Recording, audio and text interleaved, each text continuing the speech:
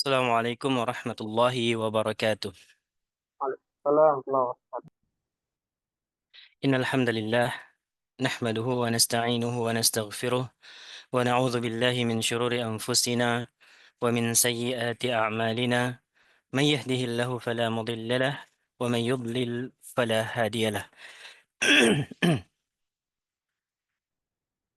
Puji syukur senantiasa kita panjatkan kehadirat Allah Subhanahu wa taala yang mana dengan karunia Allah lah kita diberikan selalu kenikmatan yang mana dengan kenikmatan tersebut kita bisa memperbanyak amalan ibadah kita yang tentu dengan amalan-amalan tersebut kita bisa menghadap Allah dengan tenang di akhirat kelak nanti. Salat serta salam semoga senantiasa tercurahkan kepada Nabi dan Rasul kita, Nabi Muhammad sallallahu alaihi wasallam. Ikhwah dan akhwat, eh, para peserta Zoom atau peserta kajian online pada kesempatan malam ini. Seperti biasa di malam Jumat atau Kamis malam, secara bergantian Komisi Muamalah mengkaji seputar muamalah. Tentu sudah banyak dari asatidzah atas asatidzah yang lain penyampaian terkait fikih muamalah ini. Maka kami ingin menyampaikan dengan model yang berbeda, tidak langsung ke hukum, tapi kita memulai dengan menelaah ayat-ayat yang terkait dengan riba tersebut. Mungkin ikhwah dan akhwat yang dimuliakan oleh Allah Azza wa Jal bisa membuka surah Al-Baqarah ayat 275. Ya, silakan membuka mushaf masing-masing. Kita akan mengkaji fikih muamalah melalui ayat-ayat ini. A'udzubillahi minasyaitonirrajim. Di ayat 275 Allah Subhanahu wa taala berfirman, "Alladzina ya'kuluna ar-riba la yaqumuna illa kama yaqumu alladzi yatakhabbathu asyaitanu minal mas." Mereka yang memakan riba la yaqumuna illa kama yaqumu alladzi yatakhabbathu asyaitanu minal mas. Mereka yang memakan riba tidak akan dibangkitkan kelak di akhirat kecuali dalam kondisi seseorang yang atau seperti seseorang yang tengah kesurupan, seorang yang kesurupan yang tidak bisa mengendalikan dirinya sendiri. Itu yang disebut yatakhabbatuhu syaitanu minal mas. Seakan-akan dia dikendalikan oleh syaitannya. Kenapa hal tersebut diberikan oleh Allah? It- Di kelanjutan ayatnya disebutkan zalika bi annahum qalu innamal bai'u mithlur riba. Hal tersebut Allah berikan sebagai ganjaran mereka yang mengatakan innamal bai'u mislur riba. Sungguhnya jual beli itu seperti riba, sama-sama ada modalnya, sama-sama ada keuntungannya. Nah, itu perkataan mereka. Padahal Allah menegaskan di kelanjutan ayatnya, wa ahallallahu al-bai'a wa harramar riba. Allah telah menghalalkan jual beli dan mengharamkan yang namanya riba. Nanti kita jelaskan apa maksudnya. فمن جاءه موعظة من ربه فانتهى فله ما سلف وأمره إلى الله. Dan barang siapa yang datang kepadanya mau'izah, wasiat atau nasihat dari Rabb-nya, tentu dari yang menjadi wakil-wakil Allah di muka bumi ini, para ulama, para ustadz, dari Rasulullah sendiri ketika di zaman para sahabat, ketika datang nasihat untuk tidak berlaku riba, fantaha, maka ia langsung meninggalkannya. Falahu ma salaf. Falahu ma salaf. Baginya apa yang telah lalu. wa amruhu ilallah. Baginya apa yang telah lalu, wa amruhu ilallah. Adapun urusan yang telah terjadi kembali kepada Allah. Fama wa man 'ada, tapi ingat wa man 'ada faulaika ashabun nar. Barang siapa yang kembali lagi tergiur untuk mengambil pembiayaan dengan cara riba lagi, faulaika ashabun nar. Maka merekalah penghuni-penghuni neraka. Hum fiha khalidun. Maka mereka di dalamnya kekal. Dalam ayat 275 ini kita memahami bahwa salah satu hal yang didapatkan atau ganjaran yang didapatkan oleh pelaku dosa riba adalah dibangkitkan kelak di hari kiamat dalam bentuk seorang yang kesurupan. Dalam bentuk seorang yang kesurupan. Karena mereka memakan riba dan ketika datang nasihat kepadanya, mereka mengatakan tidak ada bedanya jual beli dengan riba. Padahal jual beli dengan riba itu ada perbedaannya. Memang sama-sama ada modalnya, sama-sama ada keuntungan, namun berbeda model atau cara pengambilan keuntungannya. Adapun jual beli adalah pengambilan keuntungan dari selisih harga barang, dari selisih harga barang.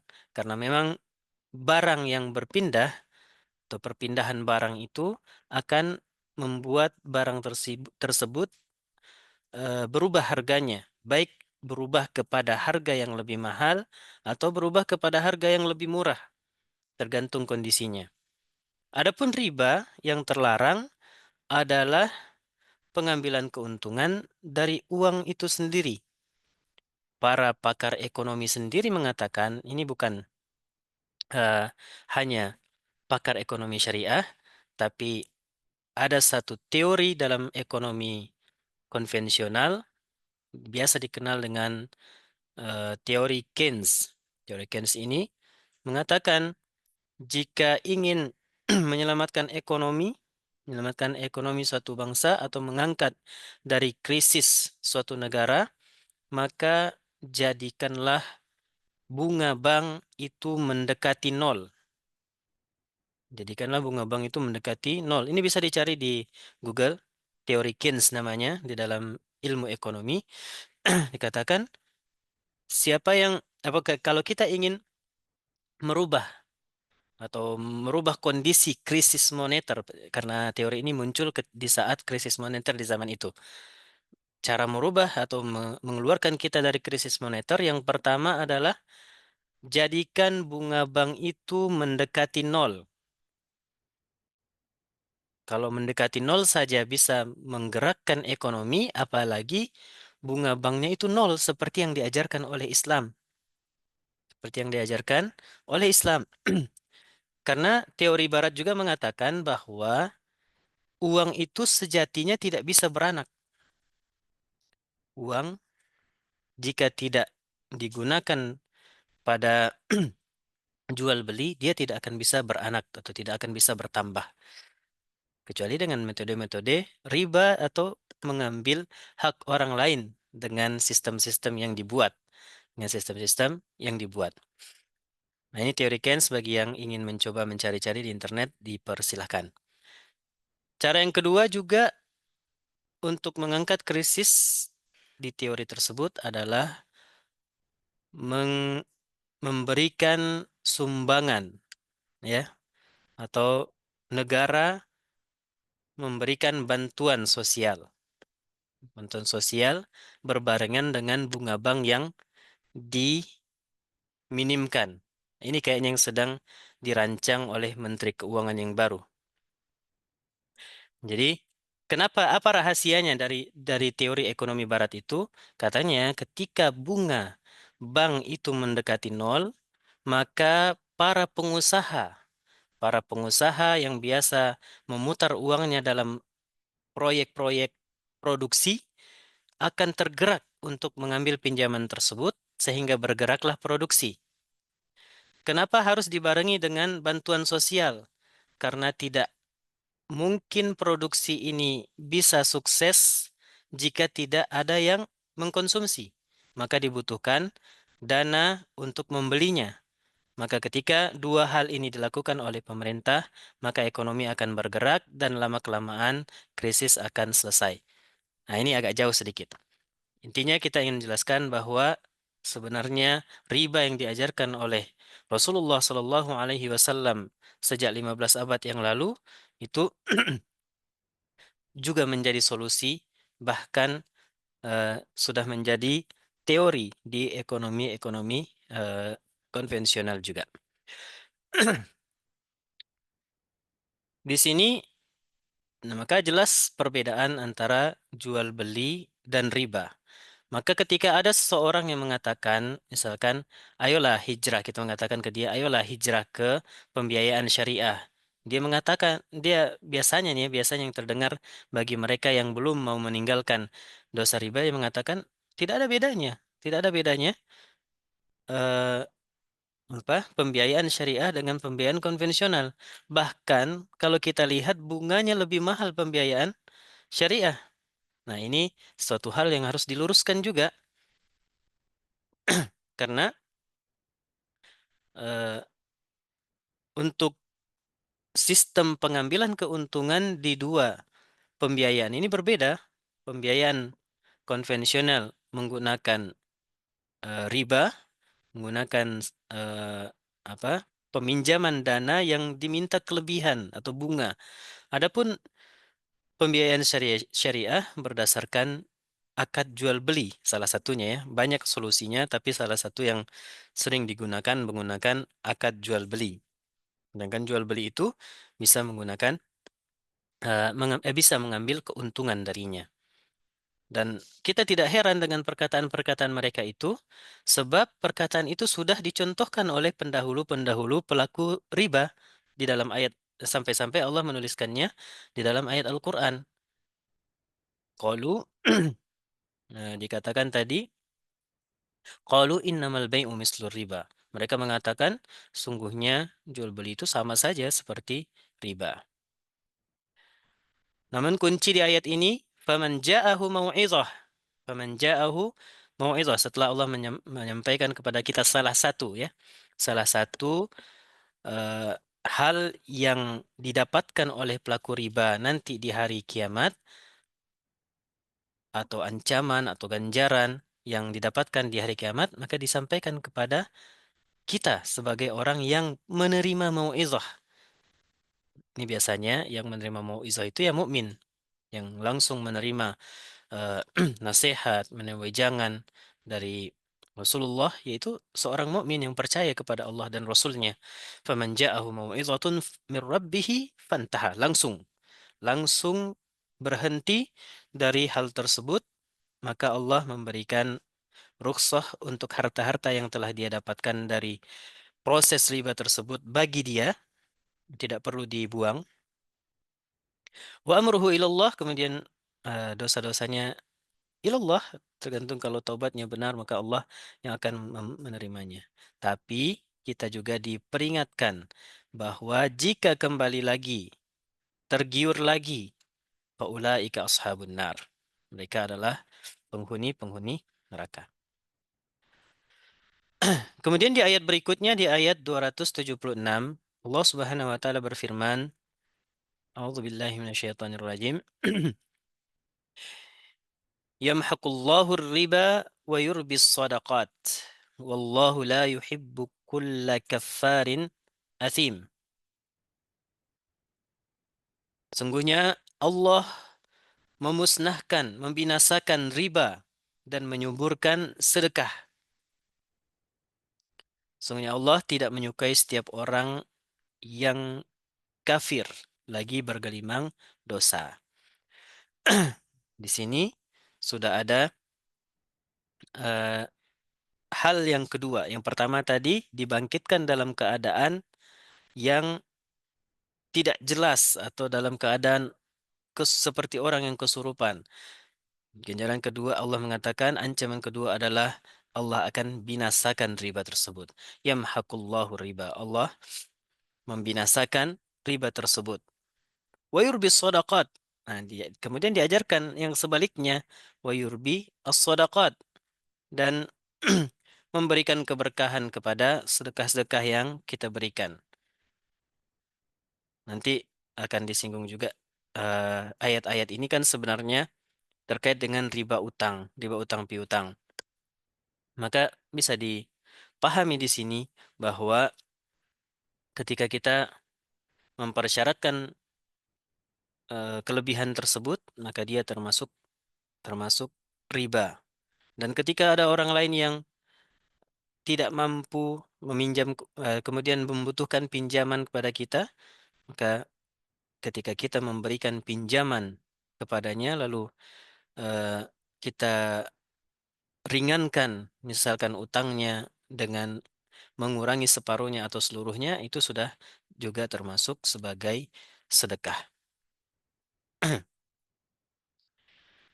Kemudian di ayat berikutnya Allah Subhanahu wa taala berfirman, "Innal ladzina amanu wa 'amilus solihati wa aqamus shalah wa atawuz zakah lahum ajruhum 'inda rabbihim wa la khaufun 'alaihim wa la hum yahzanun." Ini kita diingatkan, innal ladzina amanu, sesungguhnya orang-orang yang beriman, wa 'amilus solihat, dan dan menjalankan amalan-amalan saleh, wa aqamus shalah, dan mendirikan salat, wa atawuz zakah, dan memberikan zakah, bagi mereka pahalanya di sisi Allah, wala khaufun alaihim wala hum yahzanun. Tidak ada ketakutan bagi mereka dan tidak ada kesedihan. Nah, ini diucapkan untuk mengingatkan kepada orang-orang yang beriman dan beramal soleh bahwa bagi mereka sudah ada pahala yang dijanjikan oleh Allah, dan dengan pahala-pahala tersebut maka hilanglah ketakutan dari mereka dan kesedihan.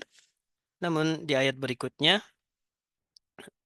setelah menyebutkan pahala bagi mereka yang beriman tadi, kemudian orang-orang yang beriman itu diingatkan sekali lagi untuk bahayanya riba. Ya ayyuhalladzina amanu, wahai orang-orang yang beriman. Ketika ada seruan ini, maka kita harus memasang telinga kita dengan baik, dengan benar ya, ini, untuk mendengarkan secara seksama apa yang disampaikan. Kalau kita memang mengaku sebagai seorang yang beriman. Ya ayyuhalladzina amanu, ittaqullah, bertakwalah kepada Allah. Takwa itu adalah bagaimana setiap muslim menjaga dirinya agar selalu menjalankan perintah-perintah Allah Azza wa Jal dan meninggalkan larangan-larangan Allah Azza wa Jal. Kemudian disebutkanlah salah satu dosa yang besar di sini, ittaqullah wa dharu ma baqiya minar riba in kuntum mu'minin. Bertakwalah kepada Allah dan tinggalkanlah sisa-sisa riba. Sisa-sisa riba in kuntum mu'minin. Nah, ini dikaitkan dengan keimanan. Jika kalian memang betul-betul beriman. Di ayat berikutnya, ancaman lebih berat dari sebelumnya. Ancaman lebih berat dari sebelumnya. فَإِن لَّمْ تَفْعَلُوا فَأْذَنُوا بِحَرْبٍ مِّنَ اللَّهِ وَرَسُولِهِ. Jika kalian enggan tidak melakukan apa yang diperintahkan tadi, perintahnya adalah meninggalkan riba. Jika kita enggan, jika kita tidak ingin melakukannya, maka fa'dhanu biharbin minallahi wa rasulih. Maka izinkanlah atau bersiap-siaplah untuk menghadapi perang dengan Allah dan Rasulnya. Bayangkan, perang antar manusia saja, perang sesama manusia, hati kita akan terasa sangat sesak, tidak nyaman, mau ke sana kemari tidak terasa terkekang. Ini perang menghadapi manusia, dimanapun itu. Perang antar manusia pasti akan menimbulkan ketakutan, kecemasan, mata yang selalu waspada, tidak bisa istirahat dengan baik, kehidupan tidak normal. Itu perang dengan manusia. Apakah lagi jika yang dihadapi ini adalah Allah dan Rasulnya. Seperti di ayat ini tadi. فَإِنْ لَمْ تَفْعَلُوا فَأْذَنُوا بِحَرْبٍ مِّنَ اللَّهِ وَرَسُولِهِ. Jika kalian tidak mau meninggalkan riba itu, maka bersiap-siaplah untuk menghadapi perang dengan Allah dan Rasulnya. Wa in tubtum falakum ru'usu amwalikum la tazlimuna wa la tuzlamun. Jika kalian bertaubat, falakum ru'usu amwalikum. Jika kalian bertaubat, maka bagi kalian modal kalian. La tazlimun wa la tuzlamun. La tazlimun wa la tuzlamun. Tidak eh, tidak dizalimi, la tazlimun, kalian tidak menzalimi orang lain, wa la tuzlamun, tidak, dan kalian tidak dizalimi. Pada ayat berikutnya, ikhwah dan akhwat yang dimuliakan oleh Allah Azza wa Jal, wa in kana zu usratin fanadhiratun ila maisarah wa an tasaddaqu khairul lakum in kuntum ta'lamun. Nah, di sini dalam proses utang piutang terkadang yang berutang tidak kunjung mendapatkan kemudahan. Maksudnya masih diuji oleh Allah Azza wa Jal dengan kesulitannya dan akhirnya tidak bisa membayar utangnya. Bagaimana sikap kita sebagai seorang yang memberikan utang kepada orang tersebut, orang yang sangat kesulitan dengan dirinya.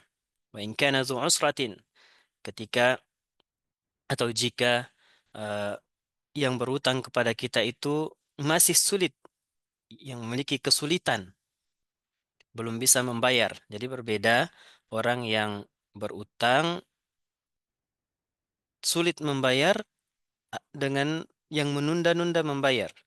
Ini kasusnya untuk yang sulit membayar. Memang sulit. Kalau dilihat untuk makan sehari-hari saja dia susah, apalagi bayar utang. Maka di sini ada dua opsi pilihan yang diberikan oleh Allah Azza wa Jal. Wa in kana dzu usratin fanadhiratun ila maisarah. Yang pertama, opsi pertama, berikan waktu tenggang. Tambahkan waktu pembayarannya. Jadi juga jangan minta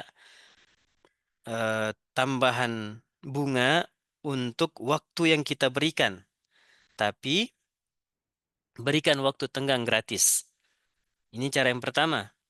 Kalau kita memang melihat orang tersebut betul-betul kesulitan.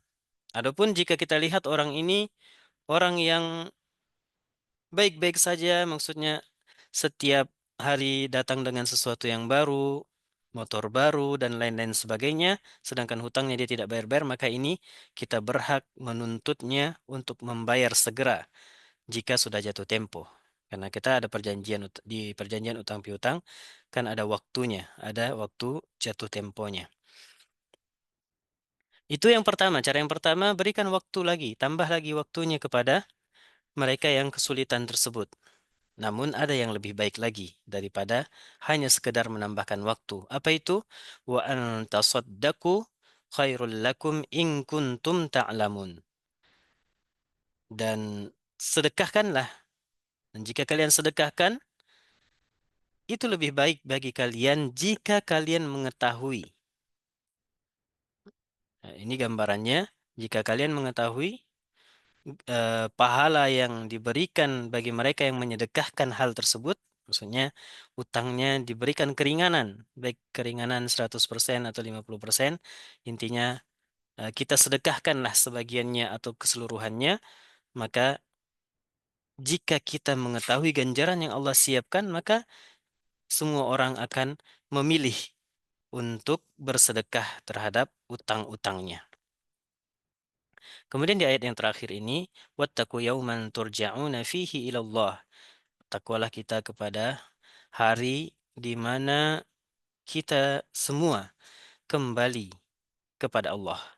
Tsumma tuwaffa kullu nafsin ma kasabat wa hum la yuzlamun.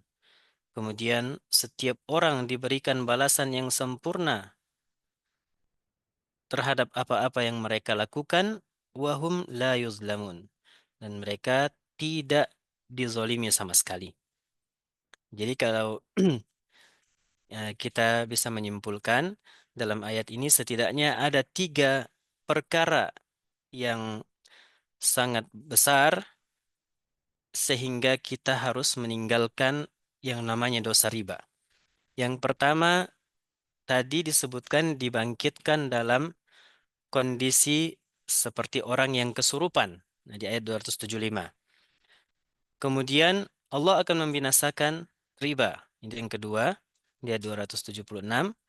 Lalu yang terakhir adalah eh, bersiaplah berperang dengan Allah dan Rasul-Nya. Ini bayangkan pencipta yang kita hadapi untuk berperang. Ini tiga hal yang ketiganya ini sejatinya menunjukkan betapa besarnya dosa riba tersebut. Mungkin setelah kita mengetahui eh, tiga hal ini, maka akan muncul pertanyaan, bagaimana caranya bertaubat dari dosa riba? Di antara cara bertaubat, tentu perlu kita lihat terlebih dahulu kita sebagai siapanya ini. Sebagai siapanya, maksudnya apakah kita sebagai pemakan ribanya atau yang memberi makan atau yang dimakan riba. Apa maksudnya ini? Pemakan riba orang yang memberikan utang kepada selainnya lalu meminta bunga. Kemudian bunganya itu dia makan, itu dibilang pemakan riba. Adapun orang yang berutang dan membayar lebih kepada pemilik dana, maka dialah yang disebut sebagai pemberi makan riba. Jika status kita sebagai seorang yang berutang, yang meminjam dana, bagaimana cara bertaubatnya?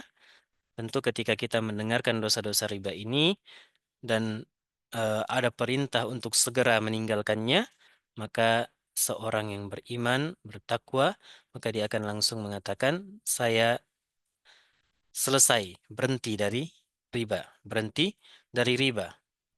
Nah, kemudian dia mengakui semua kesalahannya di hadapan Allah Azza wa Jal, lalu beristighfar kepada Allah, meminta ampunan kepada Allah Azza wa Jal, lalu berazam dalam dirinya untuk tidak lagi terjatuh kepada dosa riba ini. Terus pertanyaannya bagaimana jika cicilan utang ribanya belum selesai? Bagaimana jika cicilan utang ribanya belum selesai? Jalan jalan terbaik karena kalau dibayar pokoknya saja kan pihak lawan transaksinya ndak setuju juga jika dia tidak bertaubat. Nah, kan yang bertaubat ini dari satu sisi. Kalau kita lihat dari satu sisi, maka cara terbaik adalah jika kita mampu membayar segera keseluruhan sisa utang, maka itu lebih baik. Sehingga setelahnya kita terlepas dari jeratan riba itu. Namun jika qadarullah belum diberikan kemampuan untuk melunasi segera, maka jangan sampai utang-utang itu bertambah panjang. Selesaikan, selesaikan dia dan sambil selalu mengingat dosanya dan beristighfar kepada Allah Azza wa Jal.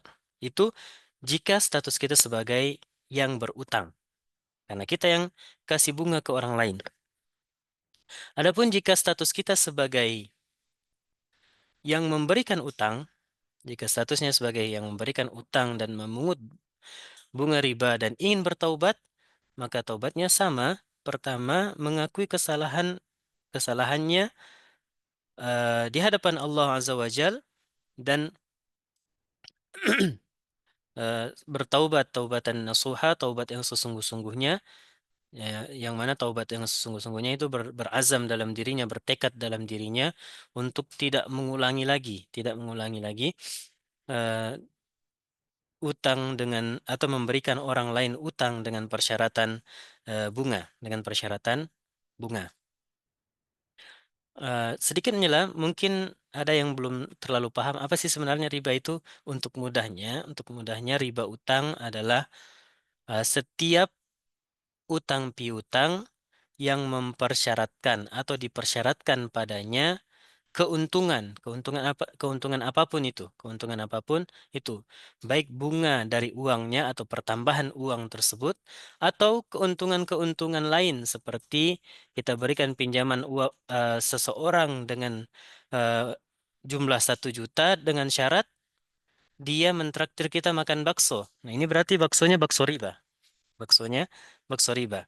Atau kita pinjamkan orang lain dana dengan syarat pengantaran ke tempat taklim. Ini syarat kalau dipersyaratkan ya. Berarti pengantarannya itu adalah pengantaran riba.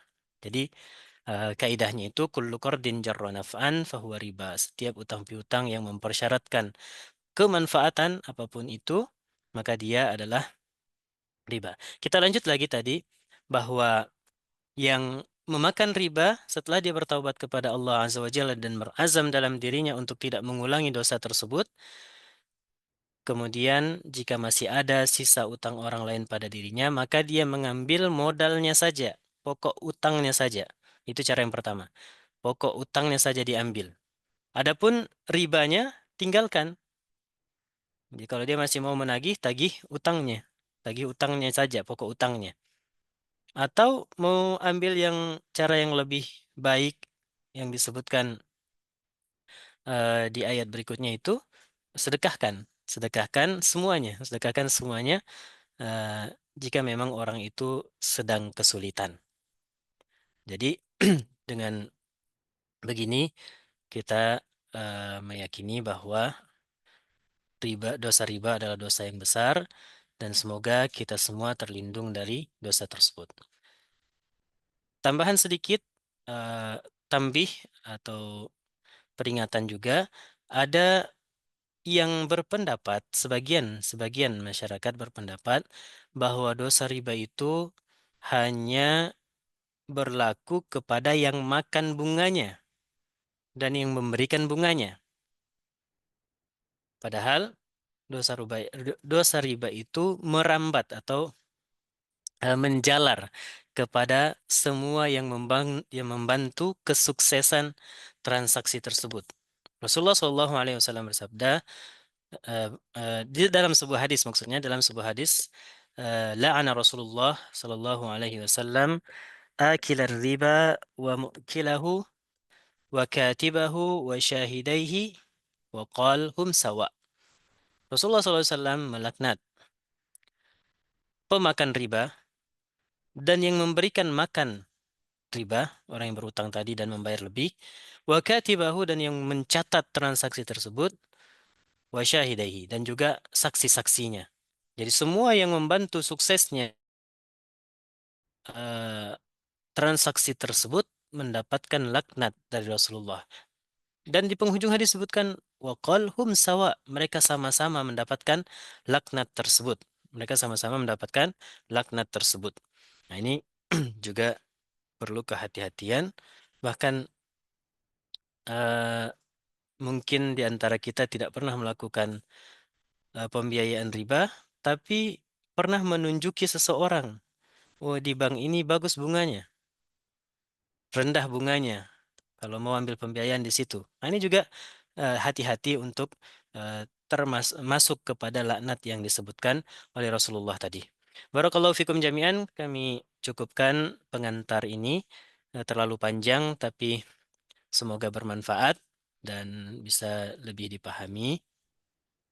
Dan kami juga menegaskan bahwa yang dibahas pada kesempatan kali ini riba utang piutang ya, tidak merembet kepada riba jual beli, karena itu juga ada pembahasan yang cukup panjang di sana. Wallahu taala alam, kami kembalikan kepada host kita. Masya Allah. Ustaz, barakallahu fikum, sungguh penjelasan yang cukup eh, eh, eh, jelas dan Putus. ini merupakan penyebaran yang sangat baik ya dari Ustaz kita terkait dengan riba yang berlaku atau yang bisa terjadi dalam praktik utang piutang. Eh, Setelah sudah ada 3 pertanyaan atau 4 pertanyaan yang masuk di kolom chat ini. Kita ambil pertanyaan pertama dulu dari kayaknya di sini berbunyi, Ustadz, ada tetangga mau pinjam uang untuk membeli bahan bangunan. Dia mau mengembalikan saat panen, beri beras kepada saya ketika dia panen juga untuk tanda terima kasih. Apakah itu termasuk riba? Ya, eh, seperti kaidah yang disebutkan tadi bahwa riba utang piutang adalah kullu qardin jarra naf'an fahuwa riba. Setiap utang piutang yang mempersyaratkan padanya eh, keuntungan, nah tadi beras juga keuntungan, dia adalah riba. Itu jika dipersyaratkan. Namun jika tidak ada persyaratan pada saat transaksi utang piutang yang memberikan dana betul-betul berniat membantu saudaranya yang sedang kesulitan, kemudian di saat waktu pembayaran, alhamdulillah temannya ini mendapatkan rezeki berlebih. Lalu dia mau membayar lebih utang tersebut. Maka kelebihan di saat ini, kelebihan dalam kondisi ini justru dianjurkan. Membayar utang dengan kelebihan tanpa persyaratan di awal, itu adalah bentuk pembayaran utang yang terbaik. Bentuk pembayaran utang yang terbaik. Eh, Namun jika dipersyaratkan dia jatuh kepada riba. Jadi di sini sama-sama kelebihan, satunya kelebihan dosa besar, satunya kelebihan yang dianjurkan. Wallahu taala alam.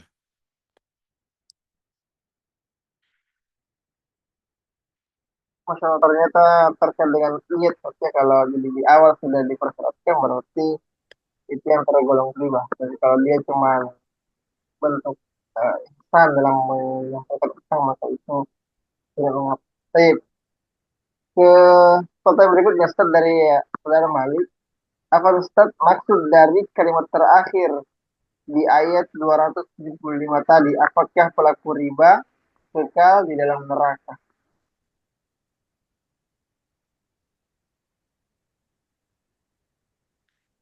6. Yang Eh, terkait dengan ayat yang mengancam pelaku riba dengan neraka, apakah maksudnya itu pelaku riba kekal di dalam neraka? ya, di sini pelaku riba dikatakan pelaku riba kekal di dalam neraka. Barang siapa yang kembali melakukan riba, maka dia kekal di dalam neraka. Di sini adalah ancaman, ancaman terhadap seorang atau yang memakan riba, sebagaimana kita pelajari dalam kitab-kitab akidah bahwa pelaku dosa besar, ini kan dosa besar, tidak jatuh ke syirik. Dosa besar itu masih ada harapan untuk mendapatkan pengampunan dari Allah Azza wa Jal. Wallahu alam, kami perlu murojaah lagi mungkin, tapi yang kami pahami di sini ini adalah ancaman yang menggambarkan dahsyatnya dosa ini. Dahsyatnya dosa ini, maka jangan sampai kita jatuh kembali kepada dosa tersebut. Wallahu alam.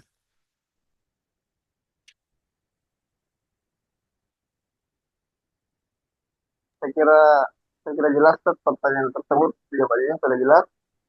Kita pindah ke pertanyaan ketiga Ustaz adalah dari Ummu Azka. Apa Ustaz, bagaimana jika utang beberapa orang di toko kami belum mereka bayar dan masih tercatat di buku? Jika ditagih selalu mengatakan belum punya uang. Bahkan ada yang sudah bertahun-tahun, subhanallah, bertahun-tahun dan kami pun sudah memberi keringanan membayar walaupun diangsur 10.000 jika itu kemampuannya. Tetapi banyak yang tidak melakukannya, bahkan mungkin dia mengira kami sudah lupa. Hmm. Ya, Oh ini Ustaz, ada lanjutannya Ustaz. Apa jika utang-utang orang tersebut ke kami banyak yang belum terbayarkan dan kami belum mampu atau ikhlas untuk menyedekahkan utang tersebut, apakah kami termasuk orang yang zalim? Insyaallah. Terus Maksudnya pertanyaan, menyedekahkan zolim. anda mereka beliau belum mengikhlaskan utang Oh, belum tersebut. mengikhlaskan. Taib. Nah, belum bisa mengikhlaskan ini. Ya, kembali kepada ayat yang ke 280 tadi ya. Wa in kana dzu usratin fanadhiratun ila maisarah. Ini syaratnya.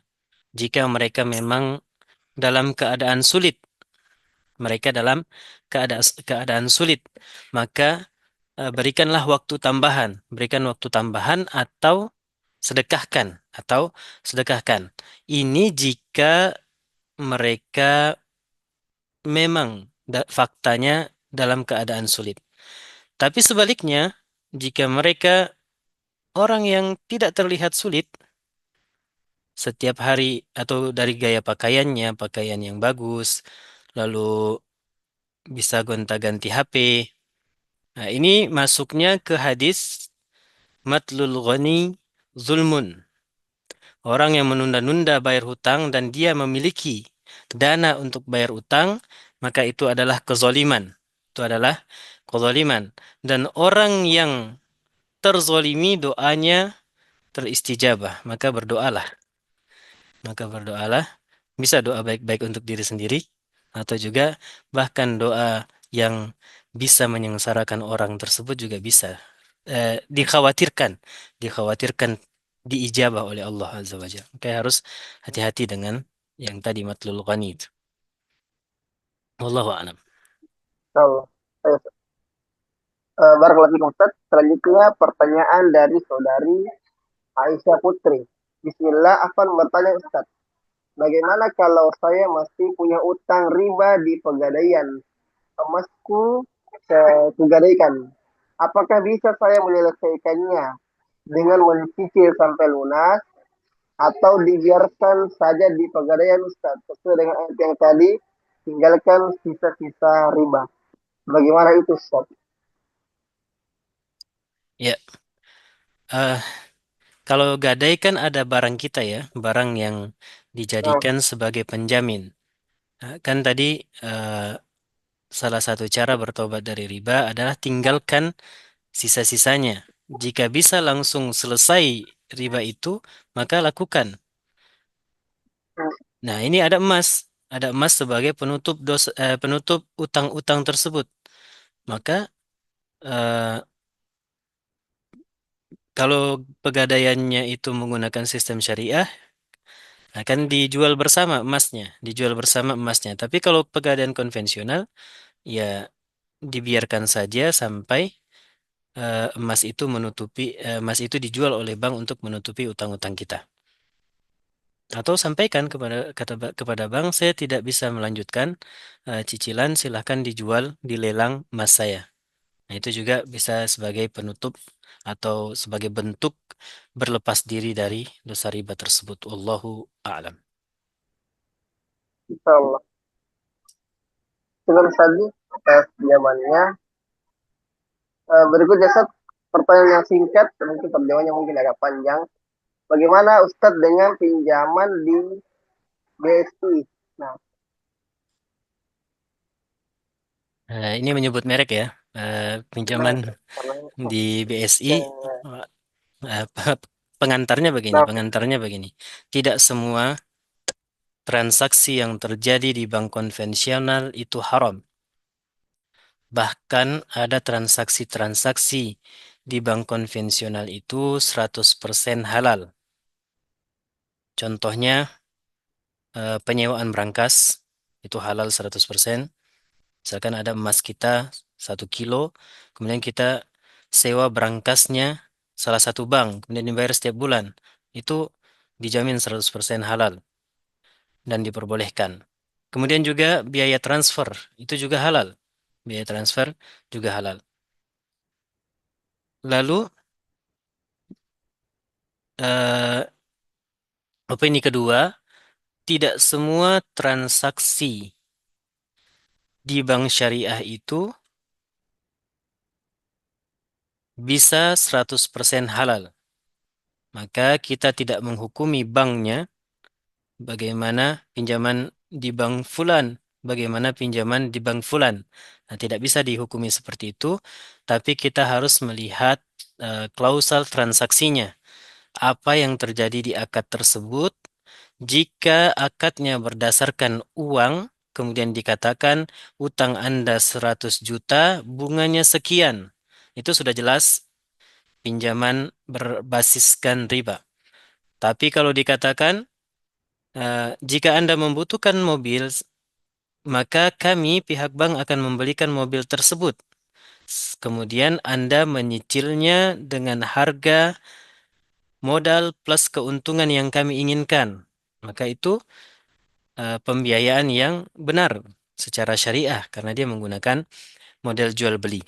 Jadi yang perlu dilihat itu per transaksinya, akad per akad, bukan eh, bank per bank. Namun bagaimana mana yang lebih baik kita menabung di bank syariah yang ada nama syariahnya dengan bank konvensional? Tentu kita katakan lebih baik kita bersabar di bank syariah. Ya walaupun belum 100% tapi kadar persentase kehalalannya lebih besar dari bank konvensional. Maka kita mesti bersabar dengan bank syariah yang ada sambil berdoa juga kepada Allah Azza wa Jal untuk agar seluruh bank syariah bisa mempraktekkan 100% eh, bisa menjamin 100% kehalalan transaksi-transaksinya. Wallahu taala alam. Kami tidak menyinggung BSI atau bank apapun, itu konsepnya aja. Konsepnya seperti itu. Tidak semua bank konvensional transaksinya itu haram dan tidak semua tidak 100% transaksi yang ada di bank syariah bisa dikatakan syar'i kecuali sudah memenuhi batasan-batasan yang ditetapkan oleh syariah. Kalau di Indonesia tentu ada fatwa-fatwa Dewan Syariah Nasional. Masya Allah. Syukur, Ustaz. Eh, Pertanyaan berikutnya Ustaz dari Syamsiah Syam. Bagaimana hukumnya kalau ada orang yang menggadai tanahnya kepada kami seharga 10 juta dalam jangka waktu yang tidak ditentukan. Dan setiap dia panen memberi beras kepada kami sekelasnya. Kami sudah minta kembali uang kami, tapi dia belum punya uang dan alasannya mau dijual tanah itu tapi surat-suratnya tidak ada. Ini rumit sepertinya. Eh, Kayaknya tadi ada sedikit putus-putus. Yang mana ini pertanyaannya? Ini Ustaz, yang Syamsiah Syam dari bawah ini tempat dari bawah. Yang gak ada tanah Ustaz. Menggadai tanahnya kepada kami seharga 10 juta dalam jangka waktu yang tidak ditentukan.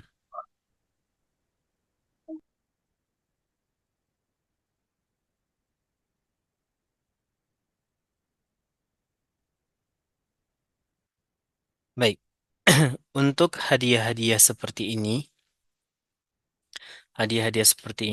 eh, ada kekhawatiran atau ada syubhat dia dijadikan agar kita tidak menagih utang.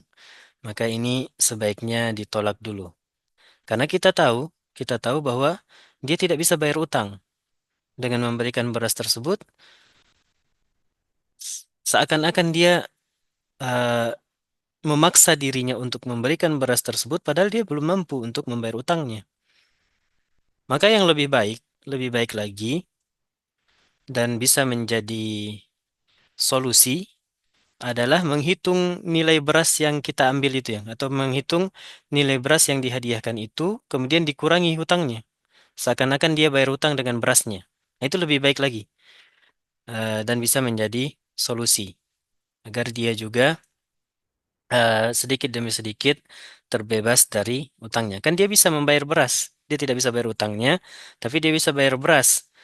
Maka kalau memang kita membutuhkan beras itu, anggap saja beras itu adalah pembayaran sebagian utang. Jadi dinilai berapa nilai beras ini di pasaran, kemudian kurangi dari utangnya orang tersebut. Itu lebih baik. Allahu a'lam.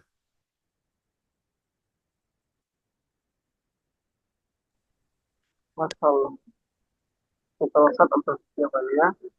Masih ada di sini dua pertanyaan terakhir dari sisi Nahar. Apa Ustaz, bagaimana kalau orang yang berutang itu meninggal dunia sebelum membayar utangnya karena kesulitan sampai-sampai rumah pun mereka tidak punya? Apakah keluarganya bertanggung jawab untuk membayar utang itu? Syukran Ustaz.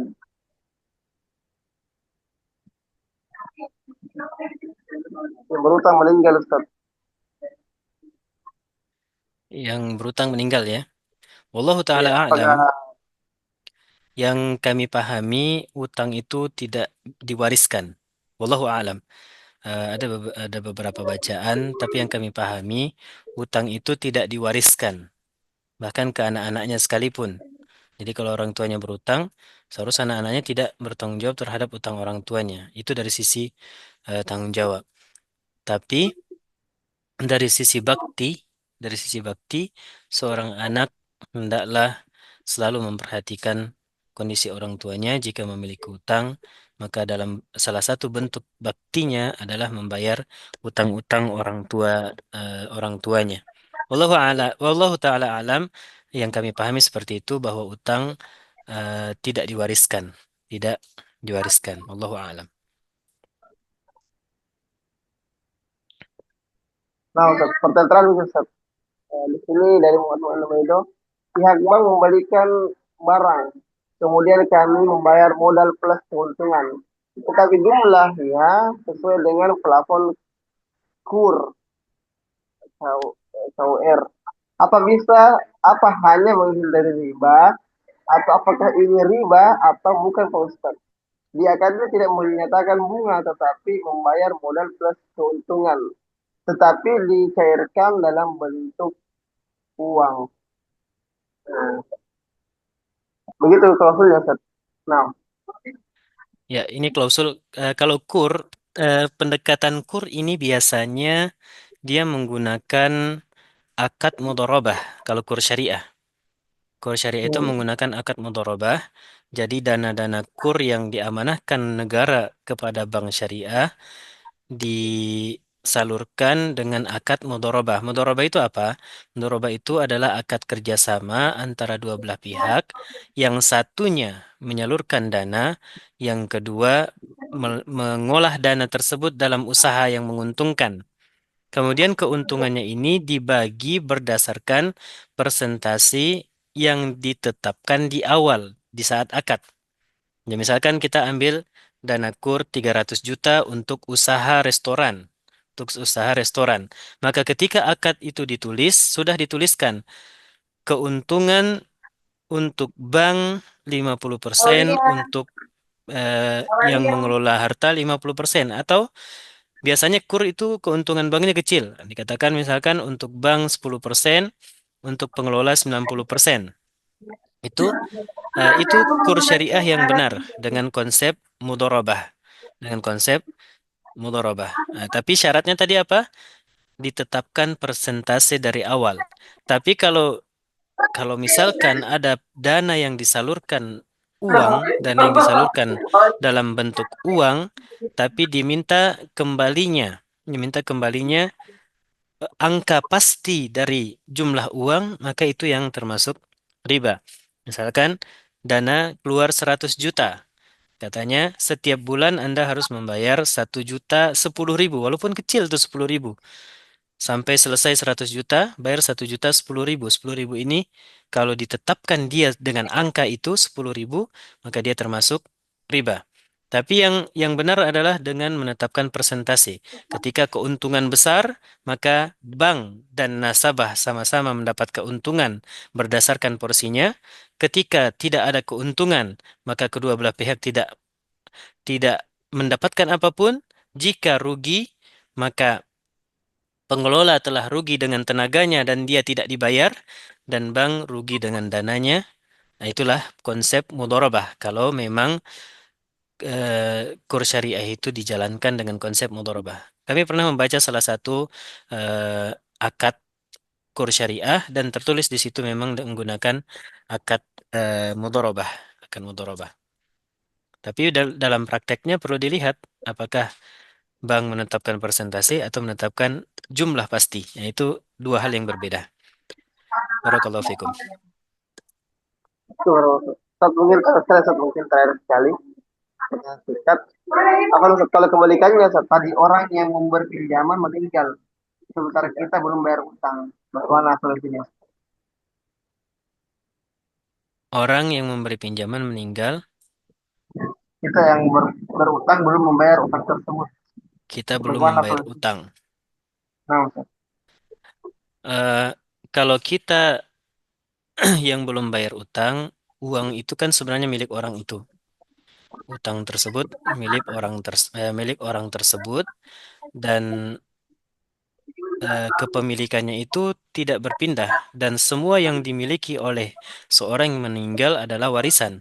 Semua yang dimiliki seorang yang meninggal itu adalah warisan, maka diberikan kepada ahli warisnya. Wallahu Masya a'lam. Allah. Nah, Ustaz. Alhamdulillah sudah tuntas Ustaz. 10 pertanyaan terjawab pada malam hari ini. Mudah-mudahan memberikan faedah dan keberkahan bagi kita semua dan ikut sedikit Ada demi satu kata. lagi kayaknya itu. Mungkin yang tadi yang tentang kur, ada memang skema lain. Tadi yang diberikan uang ya.